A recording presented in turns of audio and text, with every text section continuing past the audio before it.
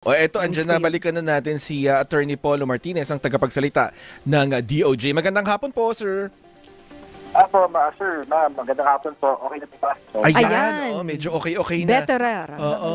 Go ahead, man. You do the honors. Ito nga, ay sinabi nga, pugante na nga ba itong fugitive from si justice. Zaldico dahil sa pagkansila sa kanyang pasaporte. So ano pong ating next na hakbang, Sir Paulo?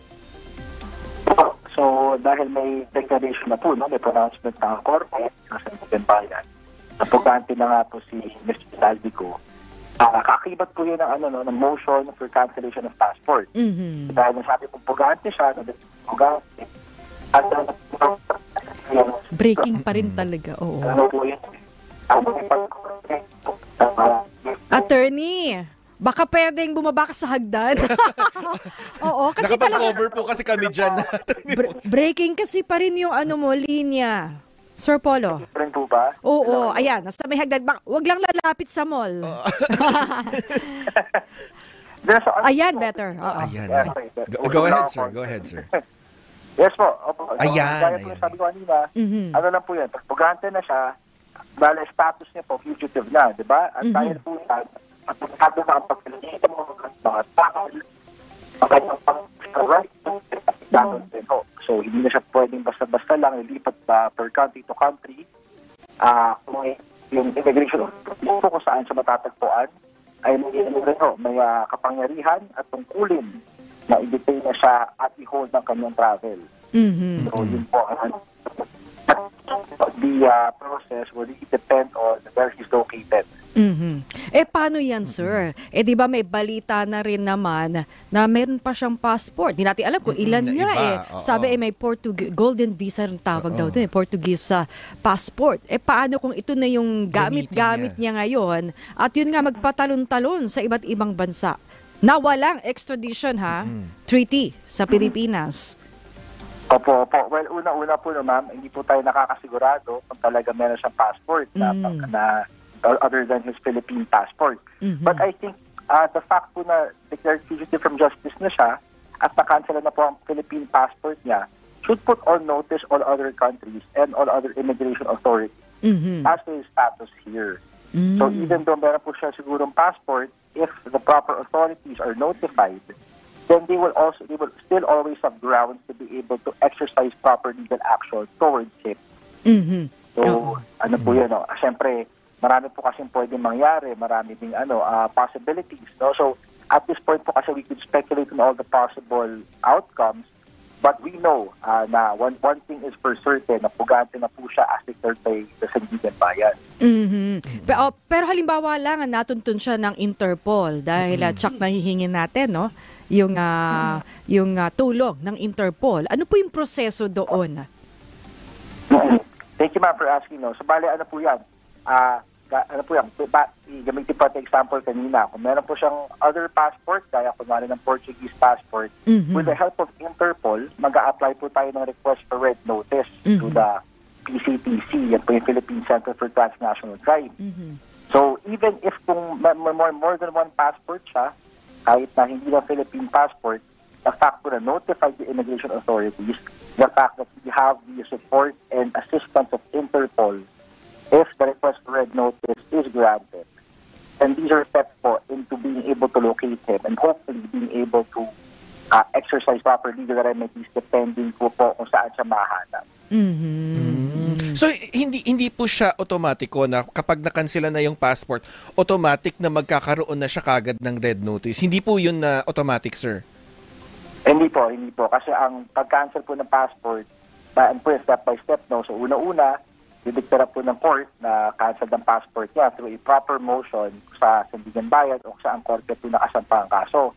After that, ipa-transfer naman po yun sa DFA, which has the duty of canceling the passport kasi po ang DFA ng passport database.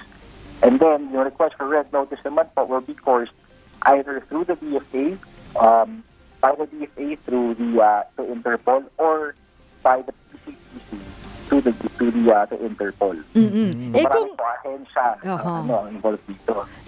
Kung halimbawa nga lang, 'di ba, yung information na lumabas na may Portuguese sa passport, ang DFA po ba o kahit kayo nakapag-ugnayan na kung may embahada tayo, no, or konsulada sa bansang yun, kung totoo nga, pwede naman bang ibigay ang impormasyon na yon kung ang isang Zaldico ay meron talagang Portuguese sa passport?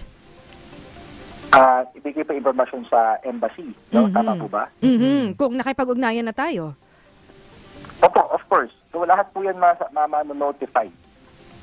Siyempre, the question is, saan po ba siyang area located para po mas manaraw daw natin yung mga notify natin ng mga ahensya or embassy.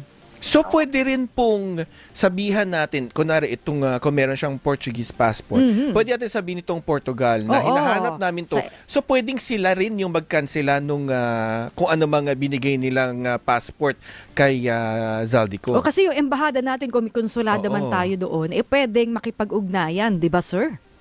Opo. Yes, ma'am. Hirap po kasi issue, siyempre, lahat po nangyayari sa isang jurisdiction na maliban po sa atin, batay na po yan sa kung anong batas nila doon.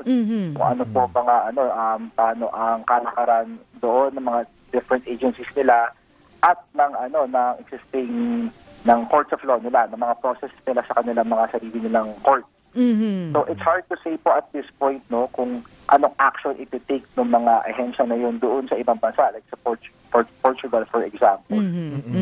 Pero tama po sinabi niyo sa pakikipag-ugnayan and mapalakas po niyan to a red notice sa mga grant ng Interpol, mas ma-actionan po ng particular country na yun ang passport ni Mr. Zaldico or ng kung sino mang pugante po Kasi karaniwan, sir, ako kasi nakapag-cover ng NBI. Kung sakali lang natunton itong si Zaldi, paano yan? I-deport ba o susunduin ng ating NBI agents? Po yan, base na po kasi yan sa batas na nandun. So tama po sinabi ninyo na po pwede siyang isubject to deportation proceedings. Pero patay na po yan sa batas po sa ang bansa siya matatagpuan. You will be the ones to initiate it. You will be the ones to implement the rules of their jurisdiction. Pero kung hawak po natin is may category of announcement from the Sandigan Bayan. Court of your proper jurisdiction here in the case. Tapos po siya. So, na po yun yung po actually yung tricky situation doon kasi ang magdidesisyon na po yung bansa kung siya matatagpuan. Pero Attorney Polo, kasi syempre yung tanong din ng mga kababayan natin, bakit ngayon lang? Matagal na rin naman kasing tinatalakay itong issue. Bakit po ngayon lang nakansela yung pasaporte? Well, depende po yan, sir, na maraming factors dyan kasi depende yan sa ilang ba nasampay yung motion sa proper court na yun sa Sandigan Bayan. Kailan lang po ba ihain yung kaso? Kailan lang ba na lumabas yung evidence in support of yung motion na yun sa the passport? Tapos paghawak niyo po yung evidence, syempre, buuin pa po yan sa isang motion.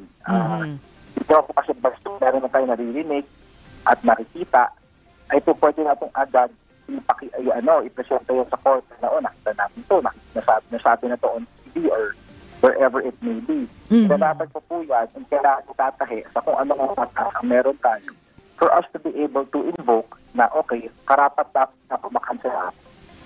Tapos, pag sapat po natin ng proper motion na yun, ang Sandigan Bayan pa po ang maghuhusga. Susuriin ang ebidensya na isinubit na natin at sila po makakapagsabi kung sapat na to para po i-cancel.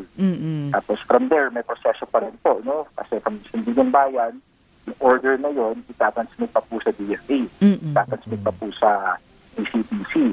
Ito po mga ahensya na to ang makikipag-ugnayan sa Interpol, for example, for the issuance of a red notice. So, po yun, marami po talagang proseso. Mahaba ang proseso, maraming steps. Halimbawa lang, no, granting na wala siyang Portuguese passport. At yung passport na nahawak niya ay yung sa Pilipinas. Liliit na yung mundo ni Zaldico. Wala po ba kayong naririnig na impormasyon? Parang pwede ko sabihin chismis na yung surrender feeler na say mula sa abogado na nakikipag-usap na handa na siyang umuwi o sumuko man.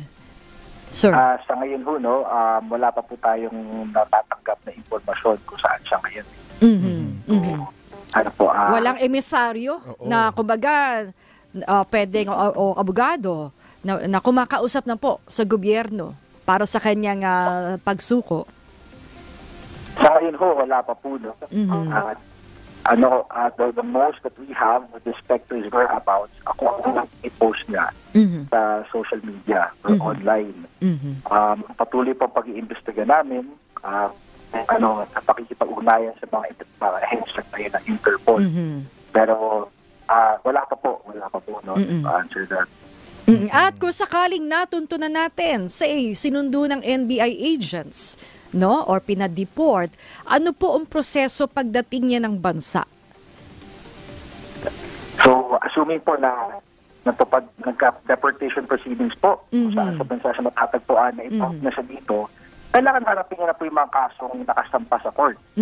So, may standing warrant of arrest po siya currently that will be enforced upon his arrival. He will have to face his charges, and then he will have the opportunity po to defend himself in a proper court in accordance with his rights to due process. So, trial po yan agad. Basta ang importante, sir, siya ay nabigyan ng due process. Pero dahil nga doon sa kanyang pilit na hindi pagharap, kaya nauwi sa ganito sa pagkakansela ng kanyang passport. Tama po yan. Sir, kung sakaling hilingin niya, kasi sinasabi niya, di ba, meron daw banta sa buhay niya. So, yun po, magbibigay ng proteksyon ang ating pamahalaan sa kanya. Kasi dapat din ang talagang walang mangyari, no? Matuloy man yung paglilitis, di ba, sa kanya. Sir. Ano po yun paharapin niya po yan, pagbalik niya dito. Pagharap niya sa court. Sir, siguro panghuli ko na lang din, maiba lang din ako ng topic. Yung sa missing sabongeros naman po, yung mga isinasangkot doon, kapareho nitong si Atong Ang, ano po yung proseso naman nun? Sa ngayon ho, may resolution na po ang panel prosecutor sa kaso na yan at they were able to find prima facie evidence na to charge and indict Atong Ang and 21 other respondents with a complex crime ng kidnapping with homicide. So, isasampa na po yung information in court. We can expect warrants of arrest for these respondents now accused to be issued forthwith. At kailangan na po nila to harapin itong mga charges sa kanila and to undergo trial. So they will be allowed an opportunity to present their defense. Pero sir, sinasabi nga ni Atong Ang, di ba, parang minadali daw ang investigasyon. Pero para sa inyo, airtight po yung mga ebidensya sa kanila at posible bang madagdagan? Yung kasi may mga mga hindi nakasama, yung mga sinasabing sangkot, pero later on ba, sir, possible, kumbaga hindi pa off the hook yung mga tao nga sinasabi nga hindi pa kasama ngayon? So, preliminary investigation. Kung anong evidence ang kanilang submit, kung ano man ang kanilang defenses, nasuri na po yan ng panel of prosecutors, nagka-resolution na. The most they can do at this point is to file a motion for reconsideration. Pero ang paghain po nila ng motion for reconsideration with the panel does not stay the implementation or the filing of the information with the court. Matutuloy po ang kaso. Wala pong, at this point, hindi na po sila makakapagdagdag ng ebidensya kung meron man silang nakita pa dyan. And wala pong railroading or kung ano man po naganap because the panel of prosecutors were able to exhaustively discuss yung merits ng kaso din sa resolution na in-issue last 2 days ago. Alright. Sige po. Silang proper opportunity for that. No? Alright. Marami pong salamat, Attorney Polo Martinez.